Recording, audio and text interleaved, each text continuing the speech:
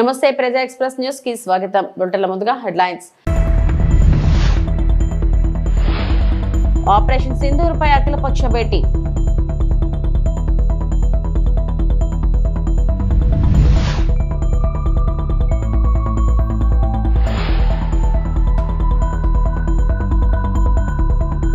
CM Chandrababu అధ్యక్షతన కొనసాగుతున్న AP మంత్రివర్గ సమావేశం.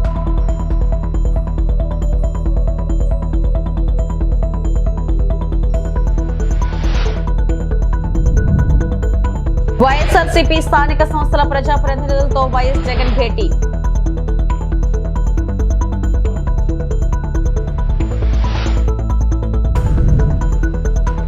తిరుమల ఆలయంపై విమానం చక్కర్లు, దాడుల వేళ అలర్ట్.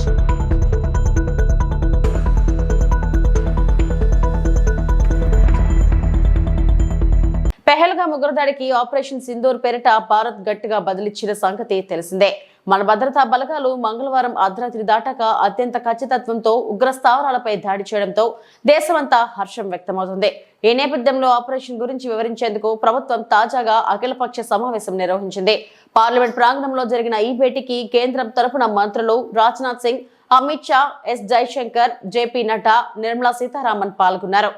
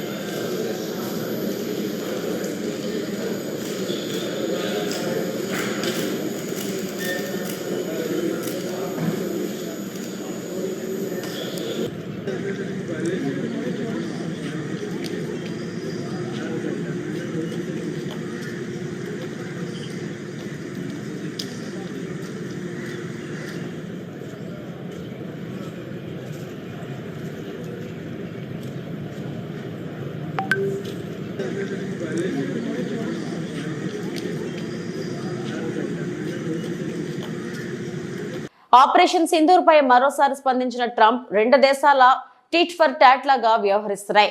సమస్యను పరిష్కరించుకొని ఇంతటితో దీన్ని ఆపేస్తారని ఆశిస్తున్నా. రెండు దేశాలతో నాకు మంచి సంబంధాలున్నాయి. వివాదానికి ముగింపు పలికితే నాకు చేతనైనంత సాయం చేస్తానన్నారు Trump. The war in India and Pakistan. What's your position? Oh, it's so terrible. My position is I get along with both. I know both very well, and I want to see them work it out. I want to see them stop. And hopefully they can stop now. They've gone tit for tat, so hopefully they can stop now. But I know both. We get along with both countries very well, good relationships with both, and I want to see it stop. And if I can do anything to help, I will be there. Andhra Pradesh రాష్ట్ర సచివాలయంలో ముఖ్యమంత్రి నారా చంద్రబాబు నాయుడు నేతృత్వంలో జరిగిన రాష్ట్ర మంత్రి మండలి సమావేశంలో సహచర మంత్రులతో కలిసి పాల్గొనడం జరిగింది.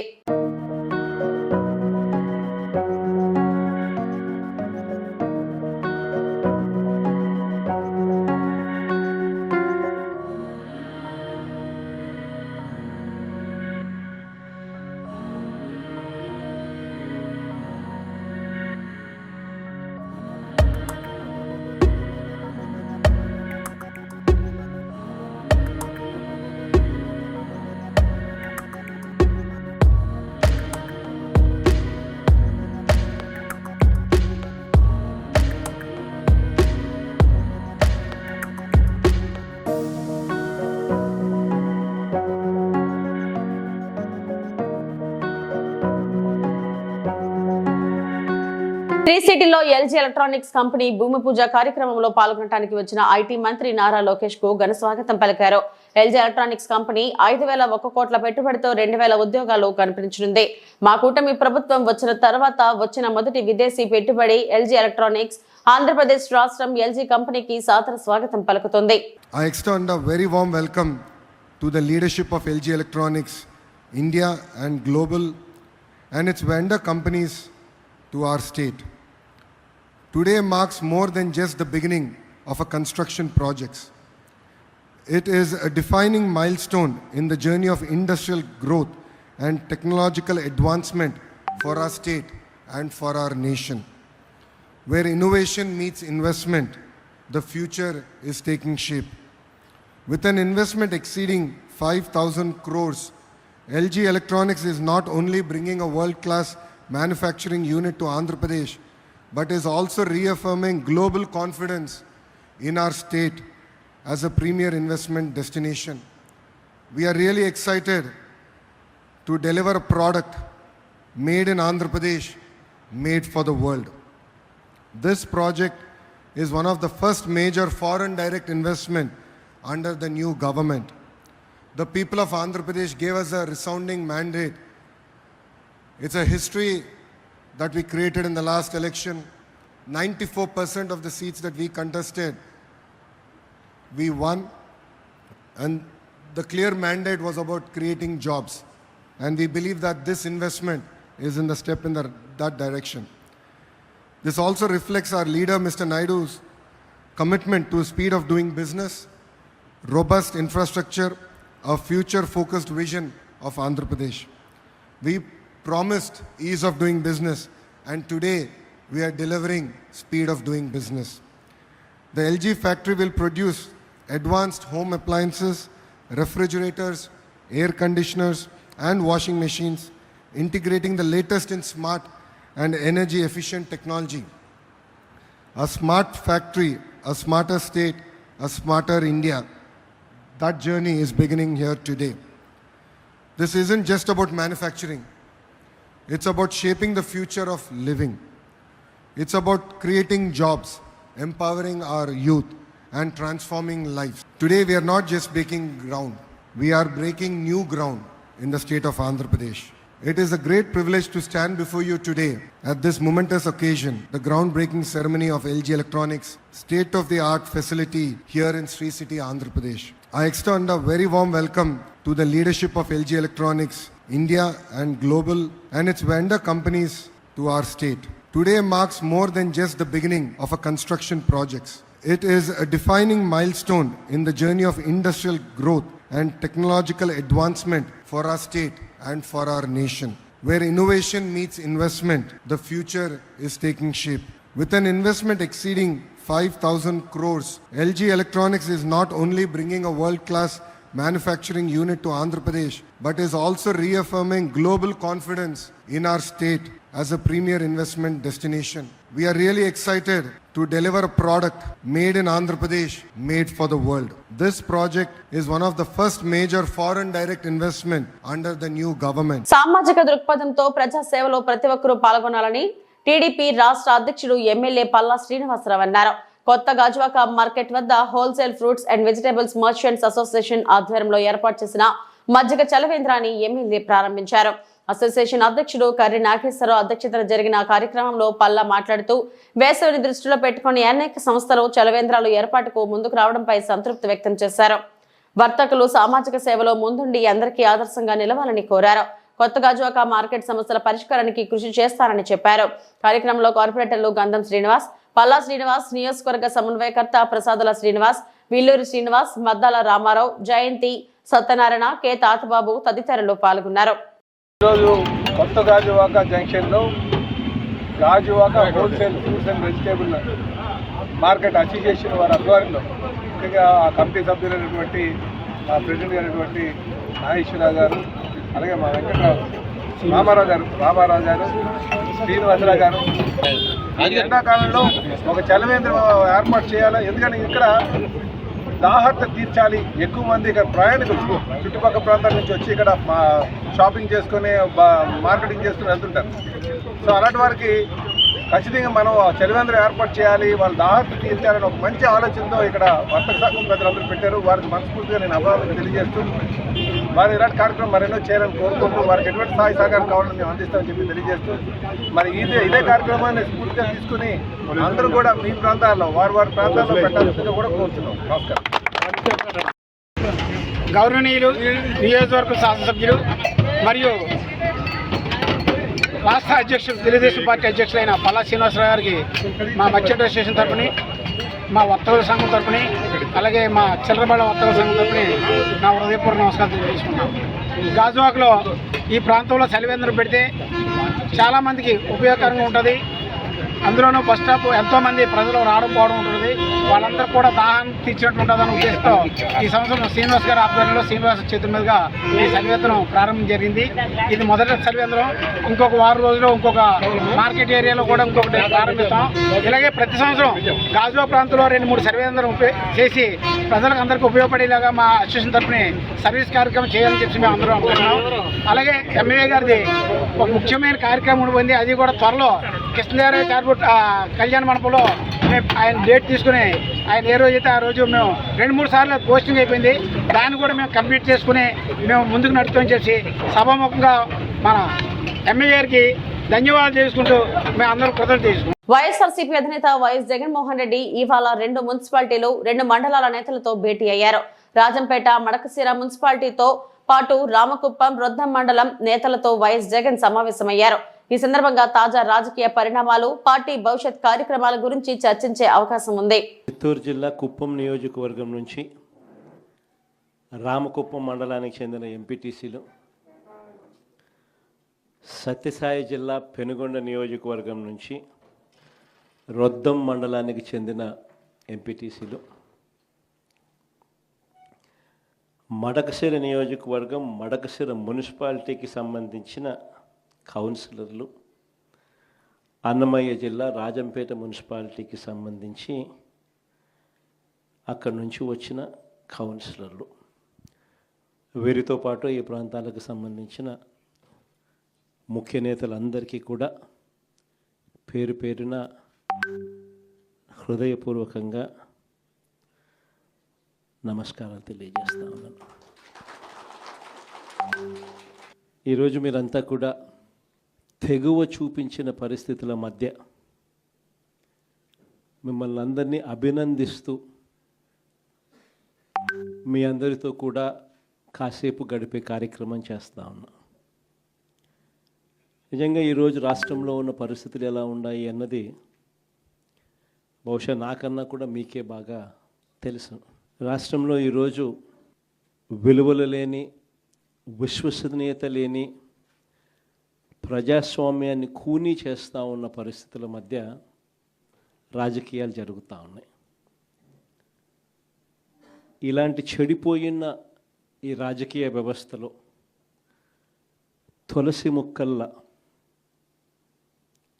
ఎంపీటీసీలమైన, జెడ్పీటీసీలమైన, కౌన్సిలర్లమైన అయ్యా చంద్రబాబు మమ్మల్ని చూసి నేర్చుకో రాజకీయాలు ఎలా చేయాలి అని చెప్పి తెగువ చూపించి రాజకీయాలకు అర్థం చెప్పి గట్టిగా నిలబడిన మీ అందరికీ కూడా మీ జగన్ హ్యాట్స్ ఆఫ్ చెప్తూ సెల్యూట్ చేస్తా ఉన్నాను.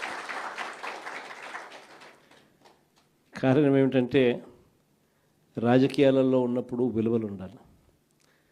రాజకీయాల్లో ఉన్నప్పుడు విశ్వసనీయత అన్న పదానికి అర్థం తెలిసి ఉండాలి. ఈ రెండింటికి కూడా అర్థం తెలియని వ్యక్తి ఎవరైనా ఈ రాష్ట్రంలో ఉన్నారు అని అంటే అన్ఫార్చునేట్గా అది ఈ రాష్ట్ర ముఖ్యమంత్రి అని చెప్పడానికి నిజంగా ఈ రాష్ట్ర పౌరుడిగా నేను తలదించుకోవాల్సిన పరిస్థితి. అంతగా దిగజార్చినడు ఈ పెద్ద మనిషి రాజకీయాలను. ఈరోజు రాజకీయాలలో ఇటువంటి దారుణమైన పరిస్థితులు కూడా చూడాల్సి వస్తుందని నేను ఎప్పుడు అనుకోలే. ఎందుకు ఈ మాట చెప్తా ఉన్నాను అని అంటే, ఒకసారి ఈ రామకుప్పానికి సంబంధించి చంద్రబాబు నాయుడు గారి సొంత నియోజకవర్గం, ఈ రామకుప్పానికి సంబంధించి ఎంపీటీసీకి సంబంధించిన ఒక కేస్ స్టడీ ఒక ఎంపీపీ చనిపోయిన పరిస్థితుల మధ్య ఎన్నికలు జరుగుతూ ఉన్నాయి. 16కు సంబంధించిన ఎంపీటీసీలు వైఎస్ఆర్సీపీకి సంబంధించిన వాళ్ళే గెలిచారు. మరి ఇలాంటి చోట ఎందుకు చంద్రబాబు అనే వ్యక్తి పోటీ పెడతా ఉన్నాడు? గెలవడం అన్నదానికి మీనింగ్ ఎక్కడుంది? గెలవలేము అన్న సంగతి తెలుసు. గెలిచిన వాళ్ళందరూ కూడా గెలిచిన వాళ్ళందరూ కూడా వైఎస్ఆర్సీపీ టికెట్ మీద ఆ బీఫామ్ మీద గెలిచిన వాళ్ళు. మరి ఇలాంటి చోట 6 మందిని ఇక్కడి నుంచి లాక్కునే కార్యక్రమం చంద్రబాబు నాయుడు గారి దగ్గరుండి చేశారు.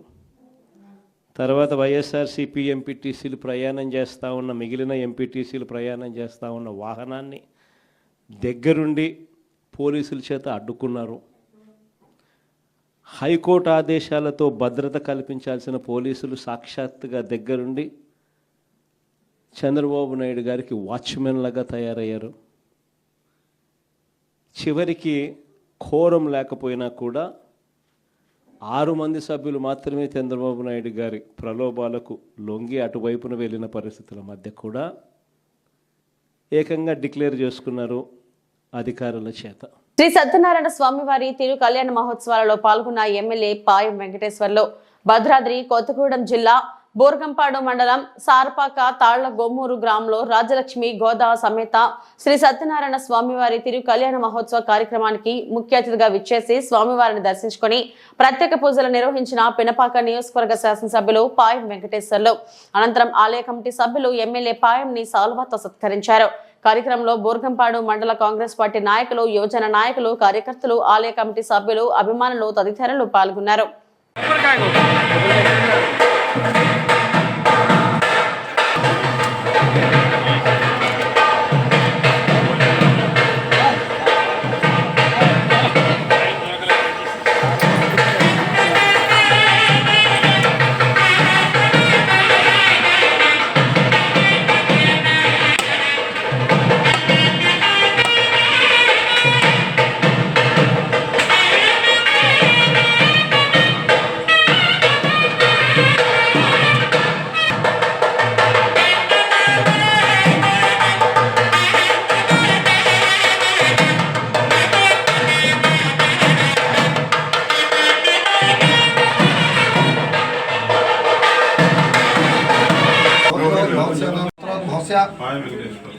వెంకటేశ్వరనోదయ ప్రమీలనోదయాయాः सहकुटुम्बानां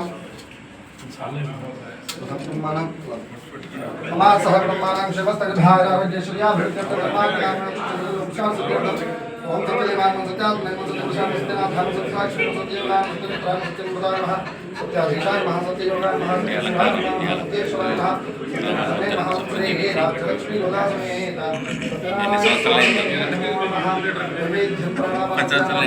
ब्रह्मणे स्वाहा हरि ओम आनंदमंगल दिव्यनिराजनं दर्शयामि हरि ओम श्रेष्ठाय कल्याणधेन्द्रेन्द्रनाथाय श्रीनिवासाय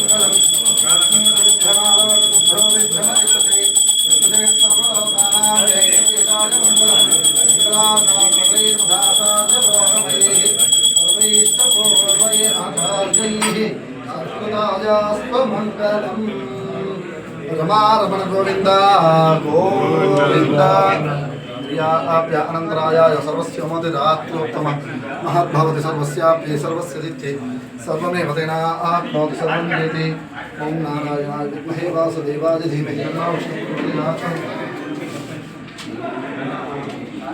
फलपात्र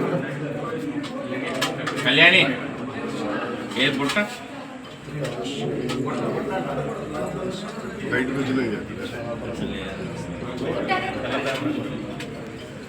ओम जवैदा आम ब्रह्मणो वेदा अमृतेना पुरां पुरीं तस्मै ब्रह्म च ब्रह्मा च आयुः कीर्तिं प्रजां ददः भागधेयेनैवैनं गणयति ब्राह्मणाय श्रेयरद्धरेत् ब्राह्मणो वै सर्वा देवताः सर्वाभिदेवैनं देवताभिरद्धरति यावदेवै देवताः सर्वा वेदविधिब्राह्मणे सन्ति तस्मात् ब्राह्मणेभ्यो वेदविद्भ्यो दिवे दिवे नमस्कुर्यान्ना श्रीरङ्गे कीर्तये నేతా ఏవ దేవతా ప్రీణాతే.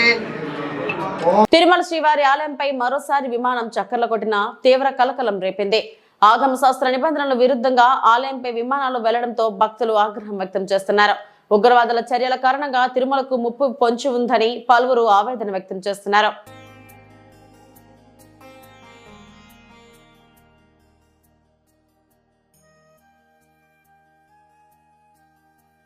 అనకాపల్లి జిల్లా డీఎస్పీ కార్యాలయంలో మీడియా సమావేశం ఏర్పాటు చేసిన డీఎస్పీ శ్రావణి అంతర్రాష్ట్ర దొంగల ముఠా అరెస్ట్. ఆంధ్రప్రదేశ్ లో 4, తెలంగాణలో 2 ఇళ్లలో చోరీ చేసిన ముఠాను అరెస్టు చేసిన అనకాపల్లి రూరల్ పోలీసులు ఈ నెల 1వ తేదీన అనకాపల్లి కొండకొప్పాక గ్రామంలో మొదటి కేసు నమోదు కాగా వెంటనే అదే రోజు మరొక 3 చోరీలకు పాల్పడ్డారు. అనకాపల్లి జిల్లా ఎస్పీ ఆదేశాల మేరకు డీఎస్పీ శ్రావణి ఆధ్వర్యంలో ప్రత్యేక బృందాలుగా ఏర్పడి వారం రోజుల్లోనే ఈ దొంగల ముఠాను అరెస్టు చేసి రిమాండ్ కు తరలించారు. వీరి వద్ద నుంచి సుమారు 3 కేజీల వెండి, 2 తులాల బంగారం, 1 ల్యాప్టాప్, పట్టు చీరల రికవరీ చేశారు. ఈ కేసులో ప్రత్యేక శ్రద్ధ కనపరిచిన రూరల్ సిఐ ఎస్ఐలను అభినందించారు. దొంగల ముఠాను అరెస్ట్ చేయడంలో ఈరోజు అనకాపల్లి జిల్లా పోలీసులు విజయం సాధించారు. దీనికి సంబంధించి ఎస్పీ శ్రీ తుహిన్ సింహా ఐపీఎస్ గారి ఆదేశాల ప్రకారం మా పోలీస్ టీమ్ బృందాల వారీగా ఏర్పడి using technical evidence and other evidences మేము వీళ్ళని పట్టుకోవడం జరిగింది. వీళ్ళు వచ్చేసి సిరీస్ ఆఫ్ అఫెన్సెస్ చేయడం జరిగింది. ఫస్ట్ అఫెన్స్ వచ్చేసి 1 మేకి 14 hours కొండకొప్పాక గ్రామంలో రిటైర్డ్ షిప్ యార్డ్ ఉద్యోగి శ్రీ మరుబాక సత్యనారాయణ గారి ఇంట్లో ఫస్ట్ అఫెన్స్ చేశారు. అక్కడికి వచ్చి ఆయన వాళ్ళ మనవల్ని పరామర్శించడానికి అనేసి అచ్చును ఉన్న వాళ్ళ వైజాగ్ వెళ్ళడం జరిగింది. అప్పుడు వాళ్ళ ఇంట్లోకి వెళ్ళేసి 1 తులం బంగారపు గొలుసు అండ్ 1/4 తులం బంగారు ఉంగరం అండ్ 5,000 rupees క్యాష్ అది దొంగతనం చేయడం జరిగింది. సబ్సిక్వెంట్ గా ఇమీడియట్లీ మాకు కంప్లైంట్ రాగానే మాకు with in span of few minutes only మాకు సెకండ్ కంప్లైంట్ వచ్చింది. ఫస్ట్ రోజే around 3 o'clock in the afternoon Peela Bala Ganapathirao గారు అంటే బాబ్జీ గారి ఇంట్లో కూడా సిమిలర్ గానే ఒక అఫెన్స్ జరిగింది. 1 lakh నగదు అండ్ 2 kgs సిల్వర్ అండ్ ఒక ఐఫోన్ మిస్ అయింది అని చెప్పేసి మాకు సిమిలర్ గా కంప్లైంట్ రావడం జరిగింది. ఇమీడియట్ గా ఇదేదో గ్యాంగ్ పని అని చెప్పేసి శ్రీ తుహిన్ సింహా ఐపీఎస్ ఆదేశాల మేరకు మేము కొన్ని టీమ్స్ ఫామ్ చేయడం జరిగింది. Under the leadership of CI Anakapalli rural Ashok and SI Ravi and SI Bhaskararao గారు చాలా బాగా వర్క్ చేశారు. ఇందులో ఏవైతే సీసీటీవీ ఫుటేజెస్ ఉన్నాయో ఆ ఫుటేజెస్ ఆధారంగా మేము యాక్చువల్లీ అఫెండర్స్ ని ఐడెంటిఫై చేయడం జరిగింది. సిమిలర్ గానే అదే రోజు మాకు 3rd కంప్లైంట్ కూడా రిజిస్టర్ అయింది. టౌన్ లో వీ హ్యావ్ ఒక డెల్ ల్యాప్టాప్ అండ్ ఒక హోండా సిటీ కార్ తాళాలు అండ్ పట్టు చీరలు మిస్ అయినాయి అని చెప్పేసి టౌన్ పోలీస్ స్టేషన్ లో కూడా మాకు కంప్లైంట్ వచ్చింది. So we thought this fellow must be something ఏదో గ్యాంగ్ కి సంబంధించిన రెగ్యులర్ గా అఫెన్సెస్ చేసుకుంటా పోతున్నాడు ఒక ప్లేస్కి వస్తే అని అర్థమైంది. సో టీమ్స్ ఫామ్ చేసి మేము వాడిని ఈ రోజు 4 o'clock పట్టుకోవడం జరిగింది. ఇప్పుడు మేము వాడిని అరెస్ట్ చూపిస్తాము. సో ఇతన్ని ఇంట్రాగేట్ చేయడంగా మాకు తెలిసిన విషయం ఏంటంటే నాట్ జస్ట్ ఇన్ అనకాపల్లి, ఇతను తెలంగాణలో ఈవెన్ హైదరాబాద్ లో ఒక 2 offenses చేశాడు అండ్ తునిలో కూడా అఫెన్సెస్ చేశాడు అని చెప్పి తెలుస్తుంది. పార్వతీపురం మన్యం జిల్లా గుమ్మలక్ష్మీపురంలో బుధవారం ఆదివాసీ జాయింట్ యాక్షన్ కమిటీ ఆధ్వర్యంలో గిరిజనుల సమస్యలు పరిష్కరించాలని గుణపూర్ రోడ్ జంక్షన్ నుంచి కాంప్లెక్స్ వరకు ర్యాలీ నిర్వహించారు. ఈ సందర్భంగా ఆదివాసీ గిరిజన సంఘం నాయకులు మాట్లాడుతూ సుప్రీంకోర్టు రద్దు చేసిన జీవో నెంబర్ 3 స్థానంలో కొత్త చట్టాన్ని పునరుద్ధరించాలని, గిరిజనులకు ప్రత్యేక డిఎస్సి ప్రకటించాలని, ఏజెన్సీ ప్రాంతాల్లో గిరిజన చట్టాలను పటిష్టంగా అమలు చేయాలని గిరిజన సంఘం నాయకులు ప్రభుత్వానికి డిమాండ్ చేశారు. రాష్ట్ర ప్రభుత్వం ఎన్నికల్లో గిరిజనులకు ఇచ్చిన హామీని నెరవేర్చాలన్నారు. 1/70 చట్టం ప్రతిష్టంగా అమలు చేసి ట్రైబల్ అడ్వైజరీ కమిటీని వెంటనే ఏర్పాటు చేయాలని డిమాండ్ చేశారు. కార్యక్రమంలో Adivasi joint action committee chairman Dharmarao, మాజీ MLA Kolaka Lakshmanamurthy, retired special deputy collector Arika Neelakantham, tribal rights forum రాష్ట్ర అధ్యక్షుడు రొబ్బ లోవరాజు, ఎంపీపీ దేనమయ్య తదితరులు పాల్గొన్నారు.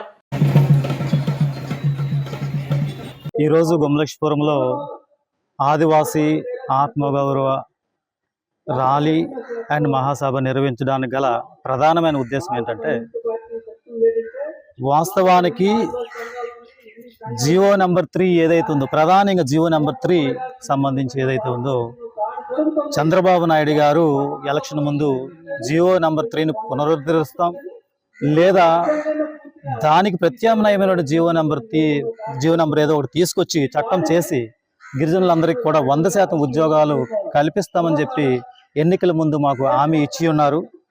దానికి మేము అందరం కూడా చాలా ఆనందించాం. ఇప్పుడు కూడా ఎస్సీస్కి ఆయన ఒక హామీ ఇచ్చారు. ఎస్సీ వర్గీకరణ చేపట్టిన తర్వాత మాత్రమే డిఎస్ ఇస్తా ఉన్నారు. ఆ విధంగానే ఆయన నిలబెట్టుకున్నారు. వాళ్ళకి ఏ విధంగా అయితే హామీ నిలబెట్టుకున్నారో అదే విధంగా మాకు కూడా జియో నెంబర్ 3కి ప్రత్యామ్నాయం తీసుకొచ్చి 100% ఉద్యోగాలు మాకు ఇచ్చిన తర్వాత మాత్రమే డిఎస్సి నియామకాలు చేపట్టాలని చెప్పి ఈ ర్యాలీ ద్వారా మేము కోరుకుంటున్నాము. ఇంకొకటి ఏంటంటే చాలామంది అంటూ ఉన్నారు జియో నెంబర్ 3 చట్టబద్ధం కాదు అని.